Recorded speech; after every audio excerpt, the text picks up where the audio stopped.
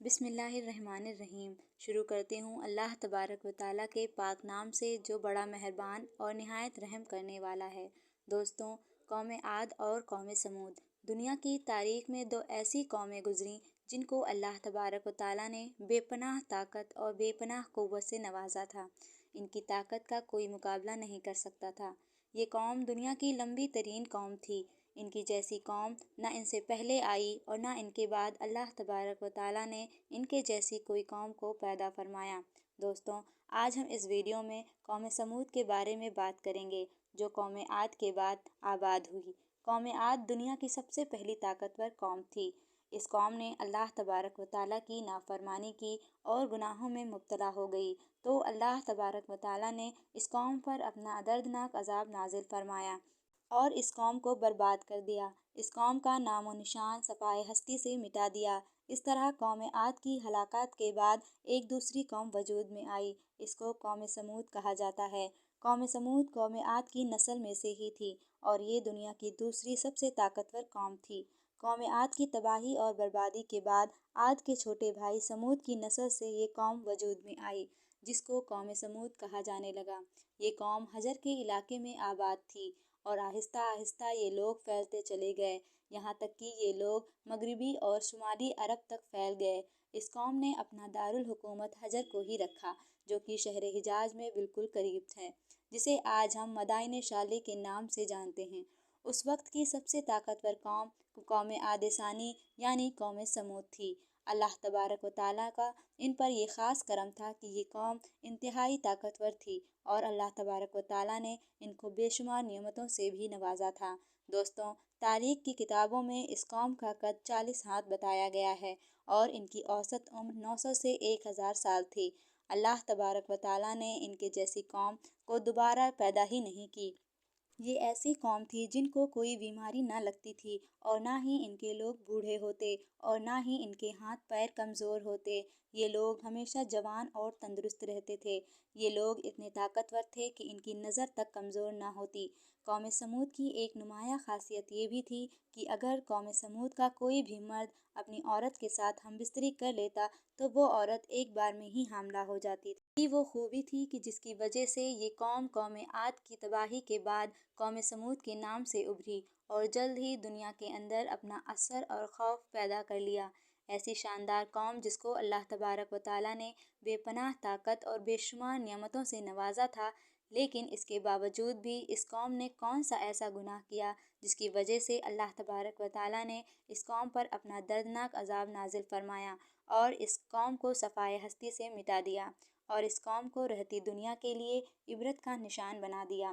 دوستوں، اس قوم کے گھروں کو آج بھی اللہ تبارک و تعالیٰ نے نشان عبرت کے طور پر باقی رکھا ہے۔ یہ قوم بڑے بڑے پہاڑوں میں رہنے کی شوقین تھی۔ یہ لوگ بڑے بڑے پہاڑوں کو تراش کر اس کے اندر اپنے خوبصورت محلوں کو بنایا کرتے تھے اور اسی کے اندر اپنی زندگی بسر کیا کرتے تھے۔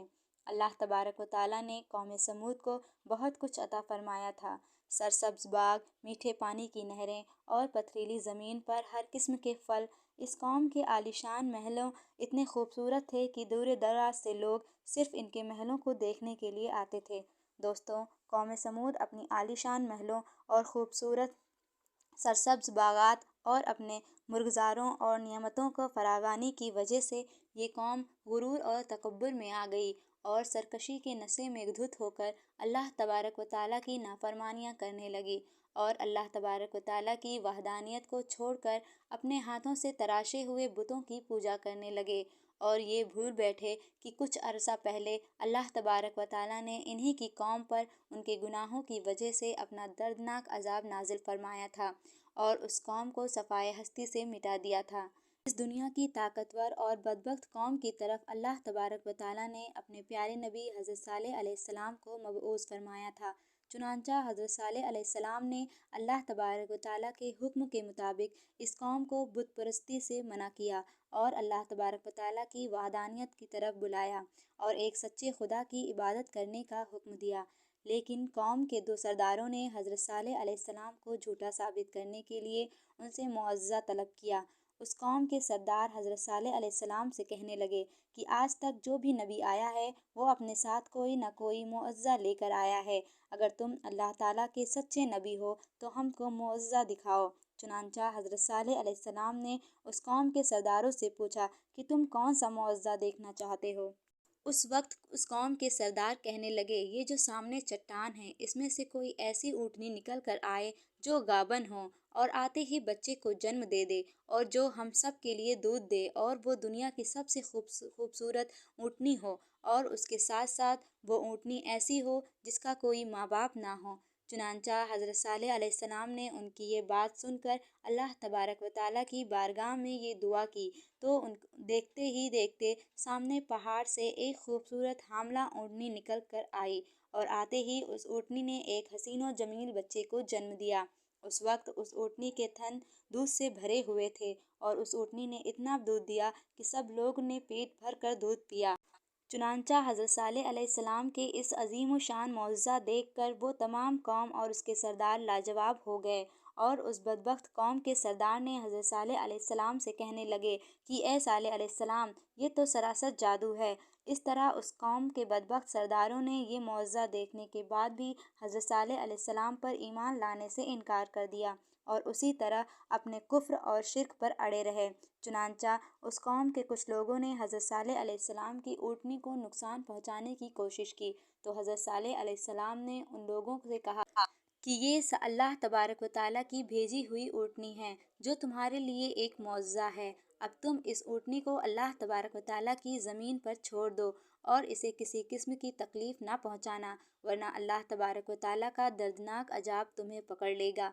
इस तरह अल्लाह तबारक व तआला की वो भेजी हुई ऊँटनी और उसका बच्चा कौम समूद के खेतों में पूरा दिन चरते और उनके चश्मों का सारा पानी पी जाते।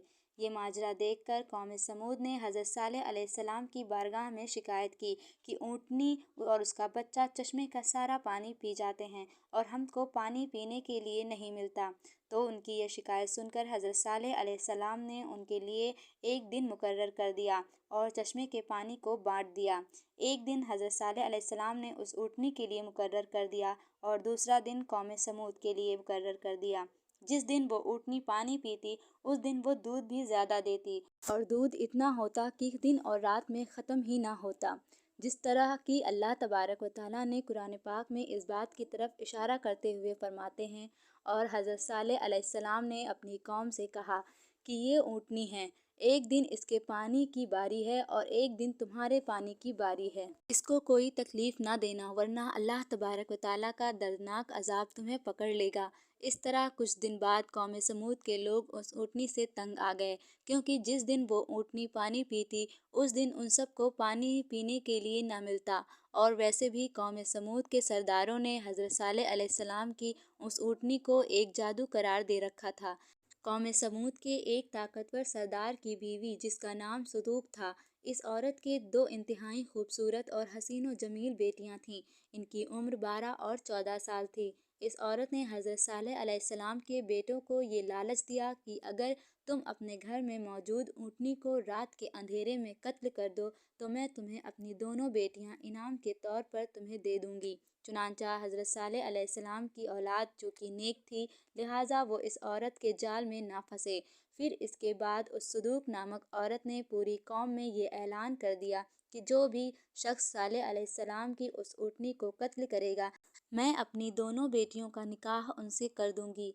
उस औरत का ये ऐलान सुनते ही उस कौम के दो नौजवान जिनका नाम सद्दा इब्ने दहर और केदार बिन सालिब था, इन दोनों बदबख्तों ने मिलकर उस ऊँटनी को ज़िबा कर दिया। इस तरह अल्लाह तबारक व तआला की भेजी हुई उस ऊँटनी को ज़िबा करने के बाद कौम समूद ने हज़रत सालेह अलैहिस्सलाम से कहने लगे कि अगर तुम अल्लाह तबारक व तआला के सच्चे रसूल हो तो हम पर वो अजाब नाजिल करो जिस अजाब से तुम हमें डराते हो। इस तरह उस ऊँटनी के कत्ल होने की खबर सुनकर हज़रत सालेह अलैहिस्सलाम बेहद परेशान हुए और रोने लगे। चुनांचा उस ऊँटनी को कत्ल करने के बाद उस बदबख्त कौम ने हज़रत सालेह अलैहिस्सलाम को कत्ल करने का इरादा कर लिया। जिस तरह कि अल्लाह तबारक व तआला कुरान पाक में इरशाद फरमाते हैं, आखिरकार उन्होंने ऊँटनी को कत्ल कर दिया और अपने परवरदिगार के हुक्म से सरकशी की। वो लोग कहने लगे कि जिस चीज़ से तुम हमको डराते हो अगर तुम अल्लाह तबारक व तआला के सच्चे रसूल हो तो उस अजाब को हम पर ले आओ। جب اس قوم نے اللہ تعالیٰ کی بھیجی ہوئی اس اونٹنی کو قتل کر دیا اور اپنی نافرمانی میں حد سے زیادہ بڑھ گئے اور خود ہی اللہ تبارک و تعالیٰ کے عذاب کو طلب کر لیا، تو حضرت صالح علیہ السلام قوم سمود سے کہنے لگے کہ اب اللہ تبارک و تعالیٰ کے دردناک عذاب سے تم لوگوں کو کوئی نہیں بچا سکتا۔ چنانچہ حضرت صالح علیہ السلام کی یہ بات سن کر اس قوم کے 9 بدبخت لوگوں نے یہ ارادہ کیا کہ اب حضرت صالح علیہ السلام کو یقیناً قتل کر دیا جائے۔ چنانچہ یہ 9 لوگ ایک پہاڑ کے پیچھے چھپ کر حضرت صالح علیہ السلام کا انتظار کرنے لگے کہ کب حضرت صالح علیہ السلام یہاں سے گزریں اور ہم ان کو قتل کر دیں۔ لیکن اللہ تبارک و تعالیٰ کی حکمت ایسی ہوئی کہ اللہ تبارک و تعالیٰ نے اسی رات ان 9 افراد پر پتھر کی بارش فرما دی، جس کی وجہ سے وہ 9 افراد ہلاک ہو گئے، اور صبح قوم کے لوگوں نے ان 9 افراد کی لاشوں کو دیکھا۔ اس طرح اللہ تبارک و تعالیٰ کے دردناک عذاب اور ان 9 افراد کی لاشوں کو دیکھنے کے باوجود بھی قوم سمود اپنی سرکشی سے باز نہ آئی اور اسی طرح بت پرستی میں مبتلا رہی اور اللہ تعالیٰ کی نافرمانی کرتی رہی۔ اس طرح جب حضرت صالح علیہ السلام کی قوم قابل ہدایت نہ رہی تو اس وقت حضرت صالح علیہ السلام نے اپنے قوم سے کہا، اب تمہارے پاس صرف 3 دن باقی ہیں، جتنی چاہیں عیش و عشرت کر لو اور شراب و شباب میں گزار لو۔ 3 دن کے بعد اللہ تبارک و تعالیٰ کا عذاب تمہارا منتظر ہے۔ جس طرح کہ اللہ تبارک و تعالیٰ نے قرآن پاک میں ارشاد فرمایا کہ جب انہوں نے اس اونٹنی کو قتل کر دیا تو حضرت صالح علیہ السلام نے اپنی قوم سے کہا کہ 3 دن اپنے گھروں میں فائدہ اٹھا لو اور یہ وعدہ جھوٹا نہیں ہے۔ اس طرح جب حضرت صالح علیہ السلام نے اپنی قوم کو اللہ تبارک و تعالیٰ کے دردناک عذاب کی وعید سنائی تو ان قوم کے بے شرم لوگوں نے حضرت صالح علیہ السلام کا مذاق اڑانا شروع کر دیا، اور اس قوم کے بے شرم لوگ حضرت صالح علیہ السلام سے یہ کہنے لگے کہ آپ ہی بتا دیں کہ ہم یہ 3 دن شراب میں گزاریں یا شباب میں گزاریں۔ تو حضرت صالح علیہ السلام فرمانے لگے کہ پہلے دن تمہارے چہروں کا رنگ زرد ہو جائے گا، اور دوسرے دن تمہارے چہروں کا رنگ سرخ ہو جائے گا، اور تیسرے دن تمہارے چہرے سیاہ ہو جائیں گے، اور چوتھے دن اللہ تبارک و تعالیٰ کا دردناک عذاب تم پر منتظر ہو جائے گا۔ چنانچہ حضرت صالح علیہ السلام کی اس بات کا ان پر کوئی اثر نہ ہوا، وہ اسی طرح اپنی نافرمانی میں مبتلا رہے، اور پھر حضرت صالح علیہ السلام کے حکم کے مطابق تیسرے دن ایسا ہی ہوا۔ جب ان کے چہرے کالے ہو گئے تو اپنے کالے چہرے دیکھ کر وہ قوم ڈرنے لگی اور ایک دوسرے سے کہنے لگی کہ نہ جانے کون سا دردناک عذاب ہم پر نازل ہوگا، نہ جانے کس طرح کے عذاب میں ہم کو مبتلا کیا جائے گا۔ چوتھے دن ایک زوردار اور خوفناک چیخ آسمانوں سے نکلتی، جس چیخ کی وجہ سے تمام قوم سمود کے لوگوں کے کانوں کے پردے پھٹ گئے اور ان کے دل جیسے باہر آنے لگے اور روحیں جسموں کو چھوڑنے لگیں، اور چند ہی لمحوں میں وہ لوگ جہاں جہاں موجود تھے وہیں اپنی اپنی جگہ پر اوندھے منہ گر گئے اور تڑپ تڑپ کر سب ہلاک ہو گئے۔ پھر اس کے بعد اللہ تبارک و تعالیٰ نے ایک ایسا دردناک زلزلہ بھیجا جس زلزلے کی وجہ سے ان کے گھروں کو انہی پر گرا دیا گیا، جس طرح اللہ تبارک و تعالیٰ قرآن پاک میں ارشاد فرماتا ہے، اور جب ہمارا حکم آ گیا تو ہم نے حضرت صالح علیہ السلام کو اور جو لوگ ان کے ساتھ ایمان لے آئے تھے ان کو اپنی مہربانی سے بچا لیا اور اس دن کی رسوائی سے محفوظ رکھا۔ بے شک تمہارا پروردگار بہت طاقتور ہے اور زبردست ہے۔ دوستوں، اس طرح اللہ تبارک و تعالیٰ نے قوم عاد کی تباہی و بربادی کے بعد قوم سمود کو ہلاک کیا اور اس نافرمان قوم پر اپنا دردناک عذاب نازل فرمایا اور اس قوم کے لوگوں کو صفحۂ ہستی سے مٹا دیا۔ اللہ تبارک و تعالیٰ نے اس قوم کے گھروں کے نشانات کو آج بھی باقی رکھا ہے تاکہ لوگ عبرت حاصل کریں اور اللہ تبارک و تعالیٰ کی نافرمانی سے بچیں۔ اللہ تعالیٰ سے دعا ہے کہ اللہ تعالیٰ اپنے حضور اعزی اور انکساری کے ساتھ زندگی گزارنے کی توفیق عطا فرمائیں اور ان تمام گناہوں سے ہمیں بچائیں جن گناہوں کے اندر مبتلا ہو کر پہلی قومیں ہلاک ہوئیں۔ آمین۔